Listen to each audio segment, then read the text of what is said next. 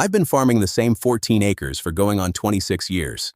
And the thing that finally closed my feed budget, the thing that made me stop driving to the co-op every third Saturday, fits in a 5-gallon bucket. My name is Dale Pruett. I run a mixed operation outside of Cookeville, Tennessee, laying hens, meat rabbits, a half-acre kitchen garden, and about a third of an acre in aquaculture tanks I built piece by piece over the last 8 years. Before that, I did row crops, corn, hay, some tobacco in the early days. I've had good seasons, and I've had years where the math didn't close no matter how I worked it. I started messing with black soldier fly larvae in the spring of 2019. By fall of that year, I hadn't bought a bag of fish meal in 4 months. I'm telling you what I know from running this on actual land, and in actual seasons, with actual animals. The first time I really paid attention to what my feed bill was costing me was a February about 12 years back. I sat down at the kitchen table with a spiral notebook and added up what I'd spent on protein inputs in the previous 12 months. Feed for the hens, protein meal for the fish tanks, supplement pellets for the rabbits. I got a number I didn't want to say out loud. And what was worse, when I factored in what I'd actually harvested against what I'd put in, the conversion ratio was embarrassing. I was spending more per pound of protein output than I'd have paid just buying the same thing at the Kroger in town. That doesn't mean I quit. You don't quit after one bad year if this life is what you chose. But I started looking harder at the inputs. Here's what I want you to understand about how most of us were taught to think about protein. We were taught it requires land. We were taught it requires capital, infrastructure, time. Chickens take 6 to 8 weeks to harvest weight. Rabbits take 8 to 12. Fish take months.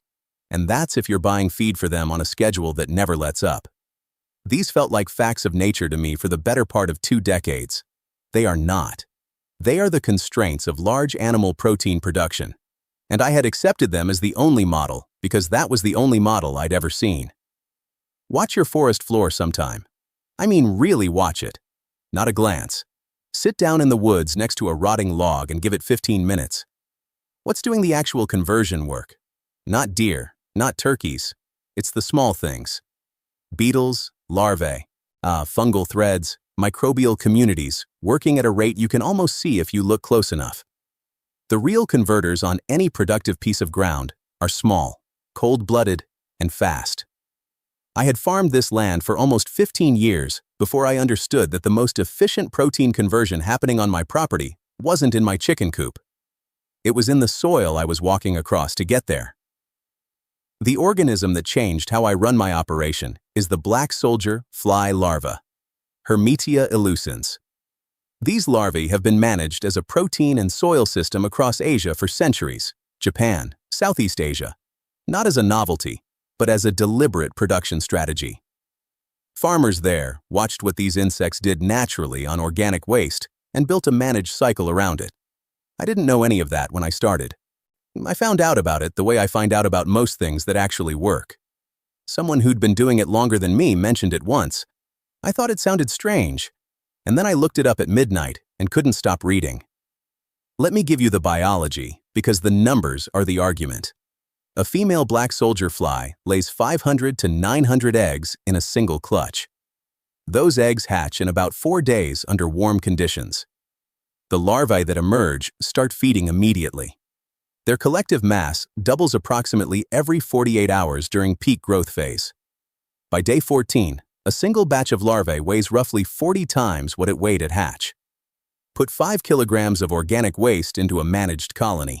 Kitchen scraps, vegetable peels, coffee grounds, the spent grain, and that colony will return approximately 1 kilogram of live larval mass with 40 to 44% protein content by dry weight and around 30% fat.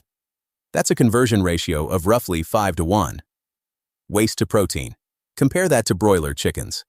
A broiler requires about 1.9 kilograms of feed to produce 1 kilogram of live weight. And that feed had to be grown somewhere, harvested, processed, packaged, and shipped to you before your bird ever touched it. The math is not close. It's not even a fair comparison. But here's what I didn't understand when I first started reading about this. And it took me about 3 cycles of actually running the bins before I felt it in the work. The protein is not the most surprising output. What passes through a larvae colony's digestive process becomes frass. Dark, degranular material, high nitrogen, slow release.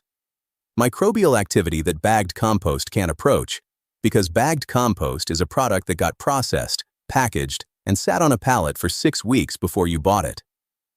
Frass comes out of the bin biologically alive. When I started applying it to my kitchen garden beds in the fall of 2019, I wasn't sure what I'd see. By the following spring, germination rates in those beds were noticeably faster. Root development was stronger.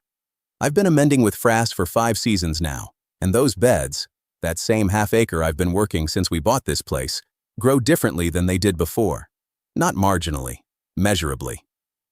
My wife noticed before I said anything.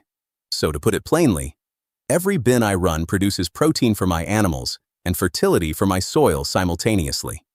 From inputs that I was already generating and paying to throw away. Let me say that another way, because I think it gets lost.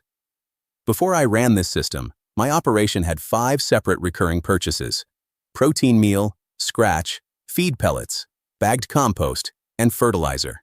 Every month, season after season. I was buying inputs that had been produced somewhere else, processed somewhere else, and shipped to me with a margin built in at every step. I was adding a conversion layer on top of an already expensive input chain. The Black Soldier Fly system collapsed that entire structure into one container running on my food waste.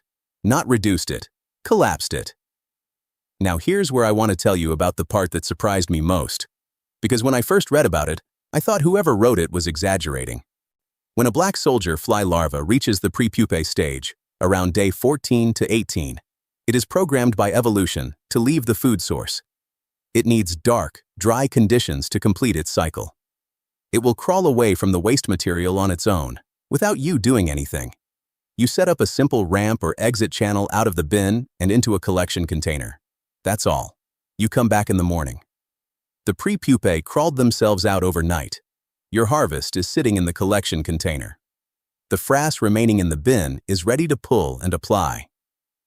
The first time I harvested this way, I stood there looking at the collection container for a minute before I picked it up. I had expected some kind of process, chasing larvae, sorting through material, some labor that made sense of getting something useful. There was no process. They sorted themselves out. I carried the container to the chicken yard, opened it up, and my hens went completely silent for about 2 seconds, and then lost their minds. I've had those hens for 3 years. I've never seen them respond to commercial feed like that. They cleaned that container in under 4 minutes. That was the win that made me a permanent convert. Not the math on the feed bill, though the math is real. It was watching my animals choose this over everything else I'd ever fed them. Now, I want to address the thing most people are thinking about, because I thought it too. You think this is going to smell. You think it's going to attract flies, create a pest problem, be something you have to manage away from the house and explain to your neighbors. I understand that instinct. The image of a larvae bin sounds like neglect, like something that went wrong, not something you built on purpose. Here is my honest experience after 6 years of running these bins. A correctly managed colony does not smell like rot. It smells faintly of whatever material you're feeding it. Coffee grounds, spent grain, vegetable scraps. If it smells bad, something is wrong with your moisture balance, and that's a fixable problem. A bin that is running correctly smells less than my compost pile. It smells less than my chicken coop.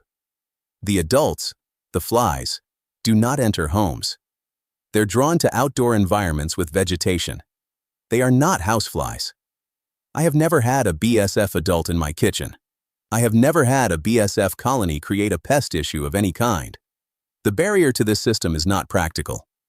It's a disgust response built on a cultural assumption that larvae mean filth. Japanese farmers running these systems don't share that assumption. They see them the way I see them now, as the most efficient biological conversion unit that will work in a space smaller than my kitchen trash can. Let me walk you through the setup so you can see how simple the entry point actually is. First week, get a 5-gallon container with a lid you can ventilate. Drill some small holes, nothing elaborate. Collect 3 to 4 days of kitchen scraps. Order a starter colony of 500 to 1,000 larvae online. Ships overnight. Costs under $15. If it's warm out and you'd rather let nature inoculate your bin, set it up open outdoors. Gravid females will find it and lay within 4 to 7 days. I've done it both ways. Both work. The second week, you are watching, not managing. Larvae are visible on the surface of the material. You're adding waste every day or every other day. The only thing you're adjusting is moisture. Material should feel like a wrung-out sponge. Not wet, not dry. Day 14 to 18. Pre-pupae migrate. Your ramp or exit channel is in place. You come back in the morning and collect what crawled out. That's the cycle. Now here's how you build continuous output, because 1 bin is a proof of concept, and 3 bins is a system. You inoculate your second bin at day 7 of your first cycle, while the first colony is in peak feeding phase. You inoculate your third bin at day 14 of your first cycle, while the second is in peak feeding. By the time your first bin is harvesting, your second is approaching harvest, and your third is just beginning. You have staggered output every 4 to 5 days with no gap between cycles. I run 5 bins in rotation now. I harvest something every 3 to 4 days, year-round, except for deep winter, when I move operations into the shop where it stays warm enough. The first season I ran this, I kept a notebook. Same spiral notebook I used to add up that feed bill 12 years ago. I tracked what I fed in by weight and what I harvested out. I tracked what I applied to the garden in frass weight.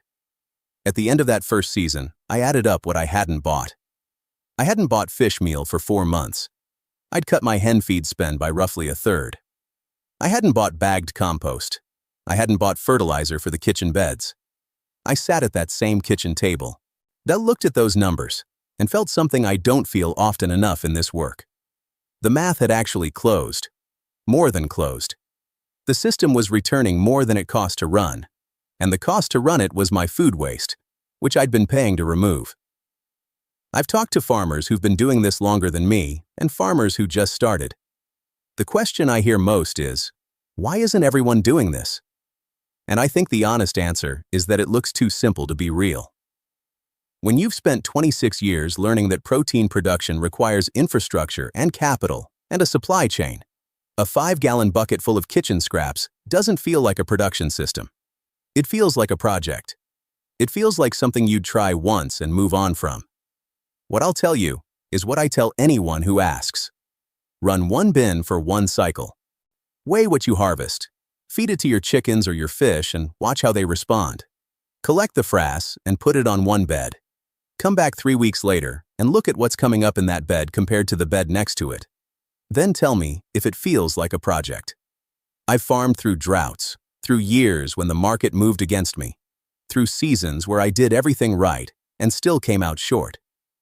The things that have actually changed how I run this operation, really changed it, I can count on one hand. This is one of them. 1 container, $15. Whatever you threw away this week. That's how it starts.